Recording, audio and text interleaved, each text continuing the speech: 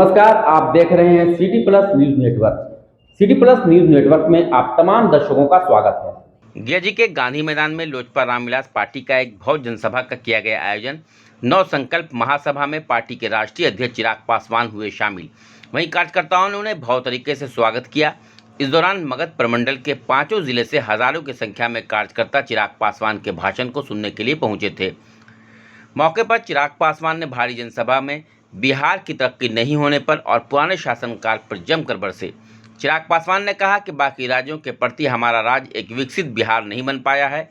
आज भी छोटी छोटी मूलभूत ज़रूरतें हम लोगों के लिए सबसे बड़ी समस्या हैं। हकीकत है कि भारत एक साथ आज़ाद हुआ तो फिर क्या कारण रहा कि दिल्ली मुंबई जैसे शहर विकसित हो गए, पर हमारा बिहार आज़ादी के 75 साल के बाद भी पिछला राज्य कहलाता है। उन्होंने कहा कि यह चुनाव उन लोगों को सबक सिखाने का काम करेगी जो आज़ादी के 75 साल के बाद भी बिहार को पिछड़ा बनाए रखे हैं। उन लोगों को जवाब देने का समय आ गया है। आज भी हमारे बिहार को बांटा जा रहा है, लेकिन दूसरे राज्यों में चले जाइए, उसे राज्य के लोग एकजुट होकर एकत्रित होकर अपने राज्य के विकास की बातें करते हैं। हमारे राज्य में कई राजनीतिक दल के पार्टी हैं जो हमें सिर्फ जात पात मजहब में बांटने का राजनीति करते हैं और रोटियां सेकने का काम करते हैं। वहीं लालू राबड़ी सरकार पर कहा कि पुरानी पार्टी जिसको लंबे समय तक मौका दिया गया, उसके बदले में जात पात में बांटने का काम किया गया। वह बांटते गए और हम कटते गए। इसी कारण बिहारी फर्स्ट के शासनकाल में एक भी अपराधी घटना घटेगी तो अपराधी को मुंह तोड़ जवाब दिया जाएगा। जो घटनाएं 90 के दशक में घटती थीं वह भी स्वीकार नहीं थीं, और अगर आज भी घटती हैं तो यह भी स्वीकार नहीं की जाएंगी। उन्होंने भरी जनसभा को संबोधित करते हुए कहा कि चिराग पासवान अकेला कुछ नहीं कर सकता है, आप लोगों का साथ चाहिए, तभी हम बिहार को बदल सकते हैं। कि भैया क्यों बनिस्बत बाकी राज्यों के हमारा बिहार एक विकसित राज्य नहीं बन पाया? क्यों आज भी छोटी छोटी मूलभूत जरूरतें हम लोगों के लिए सबसे बड़ी समस्या बना हुआ है? हकीकत है कि भारत एक साथ आजाद हुआ, भारत के तमाम प्रदेश एक साथ आजाद हुए, तो फिर क्या कारण कि कहीं दिल्ली बंबई जैसे चमचमाते शहर बने और वही हमारा प्रदेश बिहार जो आजादी के 75 साल के बाद भी एक पिछड़ा राज्य कहलाता है? कौन लोग जिम्मेदार हैं? किनकी जवाबदेही है? ये चुनाव वो जवाबदेही तय करने का समय है।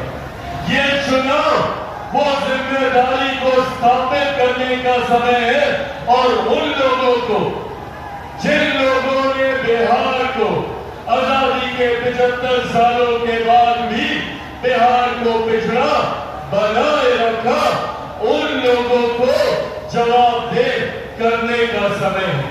साथियों, आज सबसे बड़ी विडंबना हमारे राज्य की जिस तरीके से हम लोगों को बांटा जाता है। अब चले जाइए किसी भी दूसरे राज्य में, उस राज्य के लोग एकजुट होकर एकत्रित होकर अपने राज्य के विकास की बात करते हैं। पर दिक्कत ये कि हमारे राज्य में कई ऐसे राजनीतिक दल और कई ऐसे राजनेता हैं जो हमें सिर्फ जात पात धर्म मजहब में बांटने की राजनीति करते हैं। हमें बांटकर वो अपनी राजनीतिक रोटियां सेकने का काम करते हैं। बिहार की एक पुरानी पार्टी जिसको लंबे समय तक 15 साल तक मौका दिया बिहार की सत्ता में काबिज होने का, बिहार की जनता ने लगातार 15 साल तक राष्ट्रीय जनता दल उनके नेताओं पर विश्वास किया, पर बदले में उन्होंने क्या किया? बदले में हमें सिर्फ जात पात धर्म मजहब में बांटने का काम किया। वो बांटते गए, हम बंटते गए। वो अपनी राजनीतिक रोटियां सेकते गए, और हमारे बिहारी फौज के शासनकाल में एक भी अपराध की घटना घटेगी तो अपराधी को मुंह तोड़ जवाब दिया जाएगा, उसको सलाखों के पीछे उसको ढकेला जाएगा। आपराधिक घटनाएं 90 के दशक में घटती थी वो भी स्वीकार नहीं थी, और अगर आज भी घटती है तो ये भी स्वीकार नहीं की जाएगी। आज भी अगर एक भी बिहारी की हत्या होती है, अगर एक भी बच्ची बहन के साथ बलात्कार होता है, तो इसको बर्दाश्त नहीं किया जा सकता। और इसीलिए बिहारी वर्ष मजबूती से आगे बढ़ने का काम कर रहा है। पर साथियों, ये भी हकीकत है कि चिराग पासवान लाख बिहार के विकास की बात कर ले, चिराग पासवान लाख बिहार में बेहतर शिक्षा की बात कर ले, चिराग पासवान बिहार में लाख कारखाने खुलवाने की बात कर ले, बिहार की विधि व्यवस्था को बेहतर करने की बात कर ले, कानून को मजबूत करने की बात कर ले, अपराधियों पर शिकंजा कसने की बात कर ले।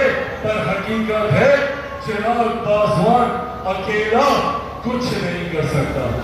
चिराग पासवान को जरूरत है तो आप सबके साथ गए हम आसपास की खबरों से अपडेट रहने के लिए हमारे चैनल को सब्सक्राइब जरूर करें और फेसबुक पर देखने के लिए श्याम किशोर जर्नलिस्ट को फॉलो करें।